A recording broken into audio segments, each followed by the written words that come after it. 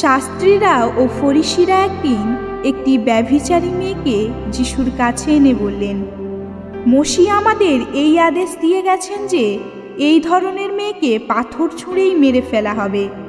এই বিষয়ে আপনি কি বলেন? তারা কিন্তু যিশুকে যাচাই করার জন্যেই এমন প্রশ্ন করেছিল। কিন্তু যিশু তখন তাদের বলেছিলেন, আপনাদের মধ্যে যিনি নিষ্পাপ তিনিই প্রথমে ওকে পাথর ছুঁড়ে মারুন। যিশুর এই কথা শুনে সবাই সেখান থেকে সরে পড়ল। শেষে শুধু যিশু আর সেই মেয়েটি সেখানে রইল। তখন যিশু মেয়েটিকে বললেন, আমিও তোমাকে দণ্ডিত করছি না, এখন যাও, তবে আর কখনো পাপ করো না তুমি। যে নিজের জীবন রক্ষা করতে চায় সে তো তা হারায়, কিন্তু যে প্রভু যিশুর জন্য নিজের জীবন হারাবে সে হয়ে উঠবে অনন্ত জীবনের অধিকারী। প্রভু যিশুর কথা প্রচার করতে বা মানুষের কাছে বলতে আমরা ভয় পাই, লজ্জা পাই, তাই আমরা প্রভুর অনুগামী হয়ে উঠতে পারি না।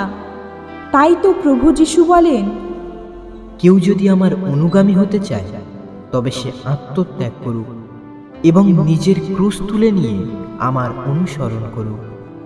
কেননা যার কাছে নিজের জীবন রক্ষা করাটাই বড় কথা, সে তা হারাবে।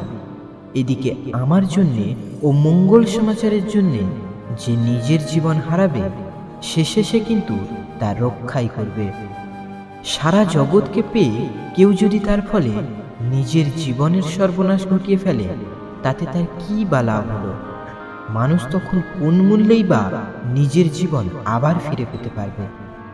কেউ যদি এই ভ্রষ্ট পাপিষ্ঠ প্রজন্মের লোকদের মাঝখানে আমার জন্যে ও আমার বাণীর জন্যে লজ্জাবোধ করে, তাহলে মানবপুত্র যেদিন পবিত্র দূত বাহিনীকে সঙ্গে নিয়ে তার পিতার মহিমায় মহিমান্বিত হয়ে আসবে, সেদিন কিন্তু সেই মানুষের জন্যে মানবপুত্র নিজেও লজ্জাবোধ করবে।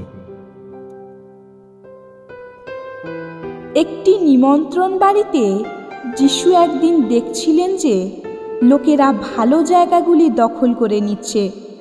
তখন যিশু সকলকে শুনিয়ে বললেন যে কোথাও নিমন্ত্রিত হলে আপনি কিন্তু সম্মানের জায়গায় গিয়ে বসবেন না, কারণ যদি আপনার চেয়ে সম্মানিত কোনো ব্যক্তি সেখানে নিমন্ত্রিত থাকে তাহলে আপনাকে সেই জায়গা ছেড়ে দিতে হবে আর সবার সামনে লজ্জিতই হতে হবে।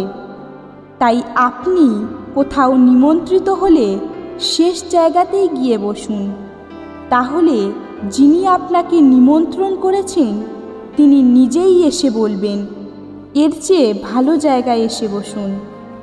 তখন সবাই দেখতে পাবে আপনাকে কেমন সম্মান দেওয়া হলো। এই কাহিনীটি বলার পর যিশু বলেছিলেন, যে নিজেকে বড় করে তাকে ছোটই করা হবে, আর যে নিজেকে ছোট করে তাকেই করা হবে বড়।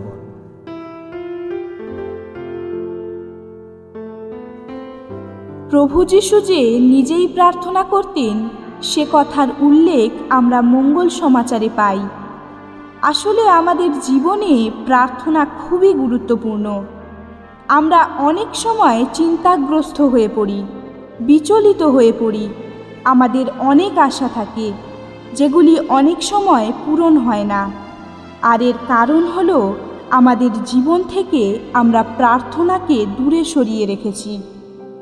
পরম পিতার কাছে আমাদের প্রার্থনা করার প্রয়োজনীয়তা ও সার্থকতা যে কতখানি তা বোঝানোর জন্যই যিশু একদিন বলেছিলেন, তোমরা চাও তোমাদের দেওয়া হবে, খোঁজো তোমরা খুঁজে পাবে, দরজায় ঘা দাও তোমাদের জন্য দরজাটি খুলেই দেওয়া হবে। কারণ যে চায় সে পায়, যে খোঁজে সে খুঁজে পায়, আর যে দরজায় ঘা দেয় তার জন্য দরজাটি খুলেই দেওয়া হয়। প্রভু যিশু একদিন তার শিষ্যদের বলেছিলেন যে আমি এখন পিতার কাছে ফিরে যাচ্ছি, তবে আমি আবার আসব এবং তোমাদের তখন আমার নিজের কাছেই নিয়ে যাব। তিনি এও বলেছিলেন যে আমি যেখানে যাচ্ছি সেখানে যাওয়ার পথ তো তোমাদের জানাই আছে।